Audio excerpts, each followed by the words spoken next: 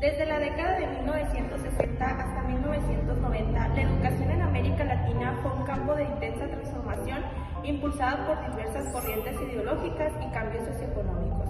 Este periodo se caracteriza por ser un enfoque en expansión del acceso educativo y social de la región. Sin embargo, a partir de los años 70 la situación se complicó debido a una crisis económica y política que la llamaron la década perdida. Las reformas educativas enfrentaron desafíos significativos, incluyendo recortes en el gasto público y un aumento en las desigualdades sociales. En los años 90, aunque se intentaron nuevas reformas para abordar estas desigualdades y mejorar la calidad educativa, el legado de las décadas anteriores dejó un impacto duradero en la estructura del sistema educativo. Así, el periodo entre 1960 y 1990 se presenta como también una persistente lucha contra las desigualdades y desafíos estructurales que continúan afectando en la región. América Latina ha logrado avances significativos en la expansión de la educación, llevando al conocimiento a sectores que históricamente se encontraban marginados.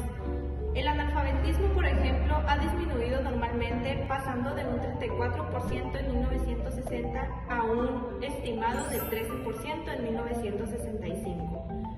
La asistencia a programas preescolares también ha aumentado considerablemente, pasando del 2% a un 17% en 1990. Además, las tasas de la matrícula en primaria superan ahora el 90% en muchos países. El tema que vamos a analizar son las causas que explican el estado actual de la educación en América Latina. Estas causas son multifacéticas y aunque el gasto público es un factor importante, no siempre es el más relevante.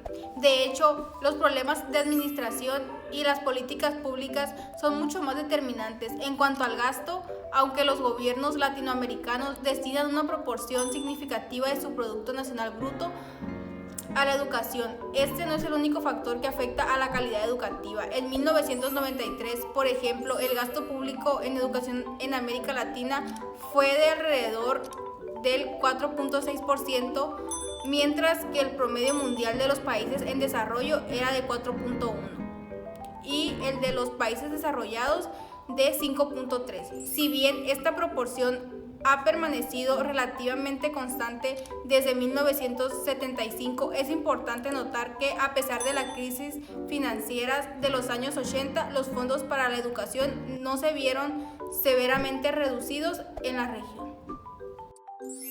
Sin embargo, el gasto público en educación disminuyó en los años 80 y a pesar del aumento en la población en edad escolar, la inversión en educación sigue siendo inferior a la de los países desarrollados. A pesar de estos esfuerzos financieros, la administración sigue siendo ineficiente.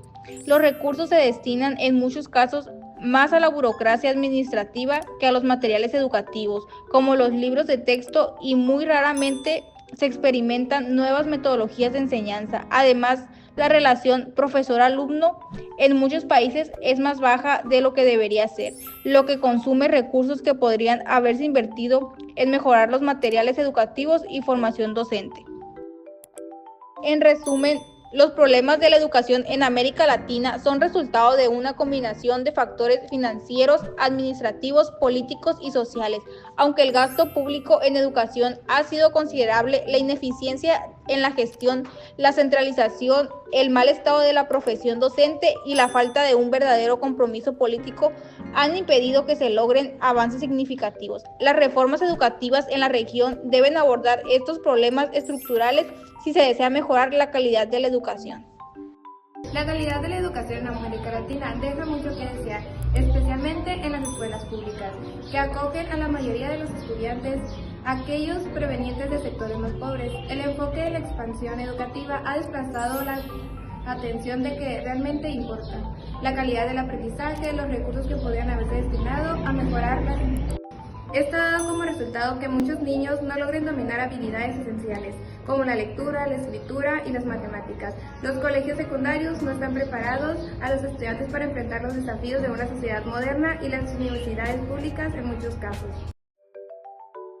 Gastos educativos insuficientes. En comparación con los países industrializados, los gastos por estudiante en América Latina son muy bajos. La crisis de la deuda en los años 80 provocó una disminución drástica del gasto público en educación, con un descenso del 15% en los fondos globales y una reducción de un casi 25% en el gasto por capital.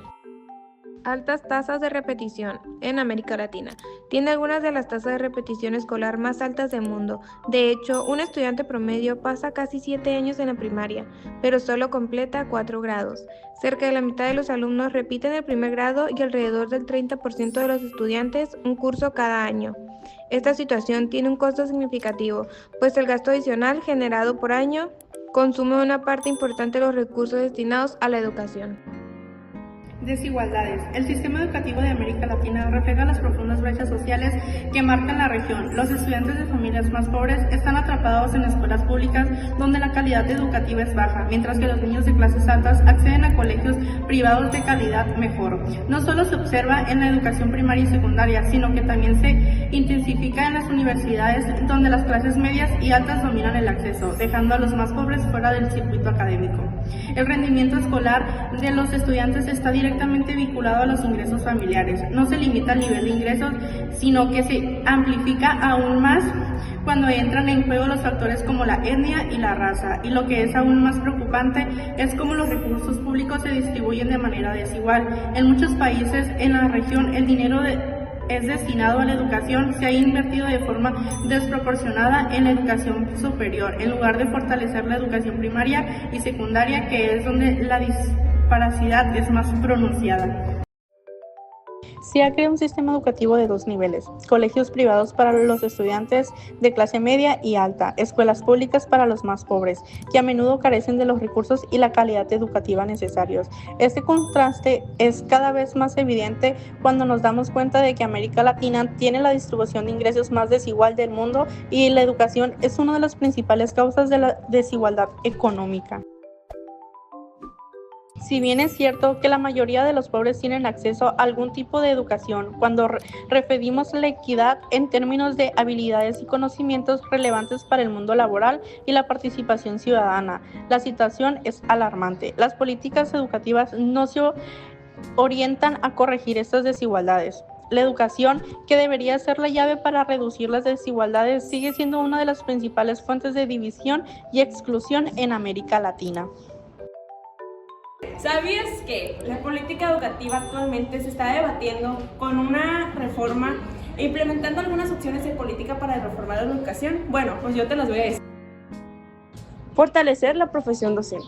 Esto implica asegurar un marco profesional sólido, establecer estándares altos de calidad, evaluar el rendimiento docente y ofrecer mejores entrenamientos intensivos. Además, se debe de brindar un mayor rendimiento al mérito profesionalismo de los docentes, incluso con aumentos salariales que edifiquen la profesión. Solo así logrará atraer profesionales talentosos y mejorar la calidad de la educación. Asimismo, se le motivaría al docente a trabajar mejor o brindar una mejor educación. Focalizar la inversión de los recursos políticos en la educación primaria y secundaria. La mayoría de las personas en situación de pobreza, así como la gran parte del mercado laboral del futuro, se concentra en las escuelas primarias públicas, pero sin embargo, a muchos de quienes logran acceder a secundaria no lo completan. El argumento principal es concentrarnos en los fondos públicos en educación primaria. Secundaria es más equitativo y eficiente económicamente, aunque esto puede generar conflictos con los grupos de ingresos altos y medios, reciben beneficios y subsidios a la educación superior. Los sistemas educativos deben fortalecer las habilidades tradicionales y agregar nuevas competencias para fomentar la innovación tecnológica. Esto implica mejorar las áreas esenciales como la lectoescritura, matemáticas y ciencias, y desarrollar la capacidad de razonamientos y aprendizaje autónomo de los estudiantes. Además, se debe de representar la educación técnica y vocacional, involucrando a la comunidad empresarial para asegurar que la formación responda a las demandas del mercado laboral actual. las necesidades de hacer la educación en América Latina más equitativa, ya que la constitución de la democracia depende de ampliar las oportunidades económicas a toda la población. El concepto de equidad está evolucionando y ahora se enfoca no solo en la cobertura educativa, sino también en el acceso a conocimientos relevantes y habilidades que permiten a los niños participar tanto en el mercado laboral como en la vida cívica. La calidad de la educación se ha convertido en el tema central del debate sobre equidad, asegurando que no solo haya acceso a la educación, sino que ésta sea la calidad y más relevante para los desafíos actuales.